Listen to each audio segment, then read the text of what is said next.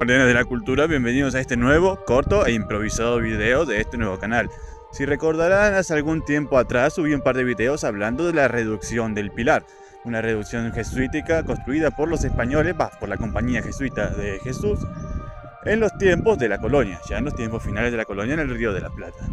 Hoy estoy en la Laguna de los Padres y tengo planeado mostrarles por lo menos cuál es la réplica que se encuentra en este lugar de esta reducción. Esto que tanto la reducción del Pilar como muchas otras infraestructuras históricas se encuentran en torno al espejo de agua, que está justo en el centro de la Reserva Natural Lagunas de los Padres.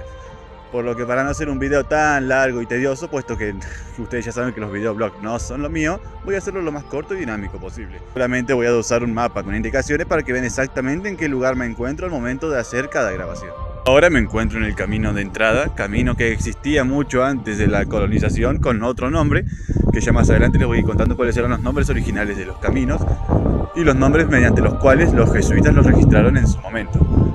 Pero obviamente este paisaje es muy diferente al que los jesuitas encontraron. Como pueden ver, la flora arbórea dominante está compuesta de varias especies, principalmente pinos, eucaliptos y fresnos, aunque esta no es autóctona. Los árboles autóctonos que rodeaban toda la laguna en el momento de la llegada de los jesuitas eran principalmente el tala, pero estos fueron introducidos tiempo después con motivos productivos. Luego de poco más de 1,5 kilómetros llegamos al espejo de agua, la gran Laguna de los Padres, el único espejo de agua arbolado en la provincia de Buenos Aires. Caminando por la margen izquierda de la laguna en este camino que se llama Camino Cangapol, en honor a aquel bravo cacique del cual les hablé en oportunidades anteriores y que dominaba estos vastos territorios, vamos llegando a la oficina de los guardaparques y unos 400 metros más allá. Pocos minutos después llegamos a la réplica de la reducción jesuítica de Nuestra Señora del Pilar. Se preguntarán por qué la llamo una réplica, y es porque lo es. La original fue destruida en la invasión de Nicolás Cangapol, de las cuales les hablé en este video. Podemos ver un cartel. Este lugar histórico religioso no recibe subsidios ni regalos estatales. Es mantenido con su visita y el esfuerzo de quienes nos desempeñamos en esta misión.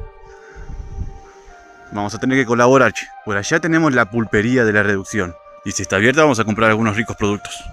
Aquí tenemos la réplica de una vivienda típica, construida en ladrillos de adobe, unidas y revocadas con barro, con techo de tirantes de madera y paja.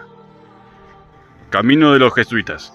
En este espacio se muestra el camino que la Compañía de Jesús transitó con su obra misional desde el año 1585 por todo el Tucumán y cómo se va extendiendo en forma cronológica por todo el noroeste argentino, el Gran Chaco, Hualamba, Córdoba, el Cuyo, el Buenos Aires colonial, las misiones guaraníticas, las misiones de los lagos patagónicos y este proyecto del cual es parte de esta reducción, que consistía en fundar un pueblo indígena desde el río Salado hasta el estrecho de Magallanes. Podemos ver una muestra de museo con imágenes, réplicas de documentos y algunos materiales y morteros tomados de la reducción original. La cosa que se les enseñaba a los nativos en su momento era construir viviendas en base a ladrillos de adobe fabricados por ellos mismos, agricultura, ganadería, carpintería y oficios varios.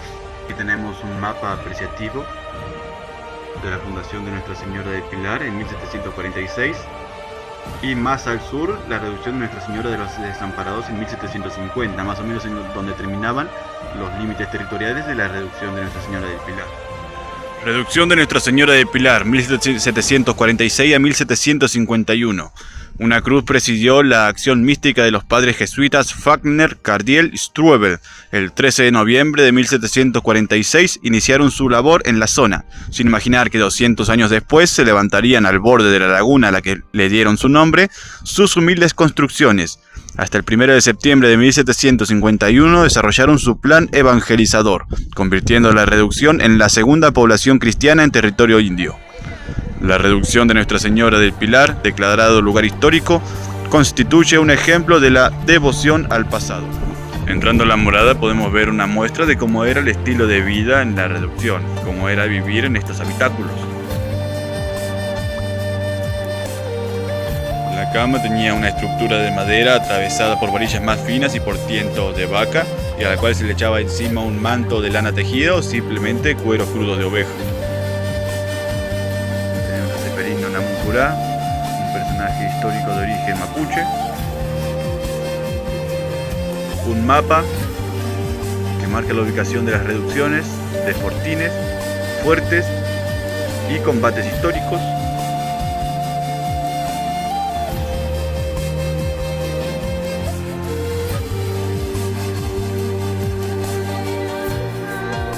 Algunas extracciones del libro Camino de los Jesuitas, que ilustran hechos históricos importantes.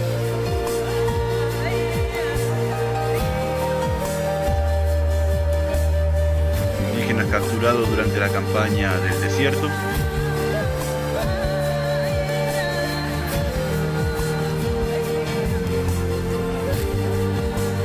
Y más que nada la vida. La confraternidad entre indios y gauchos en las inmediaciones del desierto. Así como los nombres de caminos y localidades indígenas antes de la llegada de los colonizadores. En tazones como estos solían llevar la diana diaria para lavarse la cara y higienizarse antes de empezar el día. En muchos lugares del desierto los recursos eran escasos, así que tanto los gauchos como indígenas la aprovechaban en su mayor esplendor. Este es un banquillo hecho con cadera de vaca y con el cuero de la misma. Se sentaban alrededor del fuego en banquillos como este y calentaban el agua del mate, que normalmente era su único desayuno.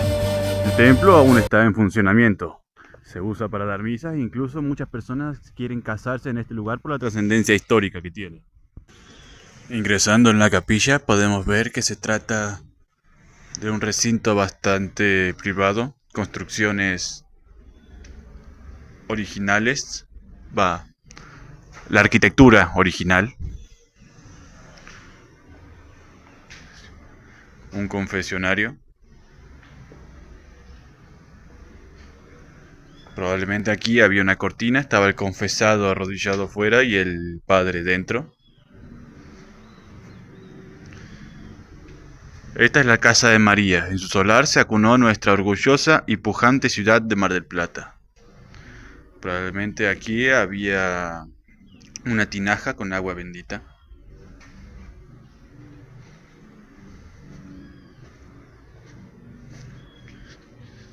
Se ven dos portales más allá de la entrada principal, probablemente una para que ingrese el sacerdote y otra para que ingrese el monaguillo después de haber tocado la campana para llamar a misa. Esto se ve con mucha más claridad cuando se ven ambos portales desde afuera. Antes de irme también noté un pequeño homenaje, in memoriam al padre Thomas Wagner, José Cardiel, Matías Strobel, y también menciona a los primeros caciques que formaron parte de la reducción. Los caciques Chuyantuya, Mariqué y Taichoco, habitantes de la sierra cuyos pueblos conformaron los 350 primeros habitantes del poblado. Tenemos unos grabados de cómo era la mentalidad de los jesuitas. El misionero debe tener sencillez en las exposiciones, la paciencia y la afabilidad en el trato y el amor paternal hacia los misionados. Es gente a la que solo con amor se llega. Debe ser afable y apacible con los que conversa y no riguroso, usando todos los medios posibles para hacerse amar. Ser amable es dar la oportunidad al otro de que nos ame. El fruto del silencio es la oración. El fruto de la oración es la fe. El fruto de la fe es el amor. El fruto del amor es el servicio. El fruto del servicio es la paz. Justo antes de irme recordé que alguien me había contado un secreto oculto en el patio del lugar. Cuando me acerqué tenían razón. Detrás de unos árboles estaba oculto un rincón ceremonial scout con una muestra de pañuelos de los grupos de la ciudad y una virgen dejada por Copasca, la comisión patronal de Scout católico. Sin duda un lindo secreto oculto a plena vista. Pero hey, estoy en la Laguna de los Padres y probablemente no haya lugar más perfecto para entrenar algunas técnicas del Colelaugin de las que les hablé en este video. Así que mientras yo entreno repasemos un poco la historia de la laguna. Como ya les habré contado antes, la reducción de Nuestra Señora del Pilar del Volcán se funda el 13 de noviembre de 1746 a la vera oriental de la laguna que ellos llaman Las Cabrillas. Se llamaron así ya que en aquel tiempo ese territorio estaba densamente poblado por el venado de las Pampas, un simpático ciervito que por desgracia en este tiempo está desaparecido en la zona. Los misioneros de ahí a los siguientes 4 años se dedicaron a enseñarle a los nativos nómadas de la zona sobre la religión católica, además de que les enseñaron a sentar las bases para la vida de pueblo a través de técnicas dedicadas a fijar al hombre a la tierra, como la agricultura, la ganadería, la silvicultura, la alfarería y la construcción de infraestructuras fijas. Para 1751 el pueblo de Nuestra Señora del Pilar ya superaba las 1200 almas y contaba con una iglesia, un cabildo, una pulpería, casi una docena de quinchos dedicados al taller comunitario y más de un centenar de viviendas. Y su territorio vital, negociado con las autoridades indígenas para su desarrollo y subsistencia, iba desde la orilla de la laguna hasta la costa atlántica, teniendo como límite norte el arroyo de la Tapera y como límite sur el arroyo de los Padres. Un terreno que vendría a ocupar casi en su totalidad al de la actual ciudad de Mar del Plata. Y aunque poco tiempo después su expulsión por parte del rey de España al tiempo del alzamiento del cacique Cangapol acabó por precipitar la caída del proyecto misional, este sentó un precedente. Uno que afirmaba que la vida del pueblo al sur del río Salado era totalmente sostenible. Y tras la caída de los virreinatos y el surgimiento de las repúblicas, llegó en 1828 el primer poblador argentino, Ladislao Martínez. Este recibió una amplia concesión territorial similar a lo que actualmente es el partido de General Pueyrredón y la orden de poblar aquellos campos. Como pilar logístico para ese proyecto, Ladislao funda un casco de estancia en el lugar donde se cree que antiguamente se encontraba el cabildo indígena, uno de los edificios más importantes de la antigua Reducción, y como católico devoto y conocedor ferviente de la obra misional, rebautizó la Laguna de las Cabrillas como Laguna de los Padres en homenaje a aquellos hombres. Y fue el mismo nombre el que le dio a la estancia. Y es así como casi 80 años después de la caída de la Reducción de Nuestra Señora del Pilar del Volcán, surge en el mismo lugar y con las mismas dimensiones la estancia Laguna de los Padres. Un lugar con su propia historia, su propia trascendencia, y cuyas estructuras aún se conservan en pie, solo que con otro nombre, Museo José Hernández, lugar que también habitó el escritor del Martín Fierro, el libro más sagrado de la República Argentina, y lugar al que voy a visitar justo ahora. Pero para ustedes, esta es una historia diferente, y por tanto, será para un video diferente.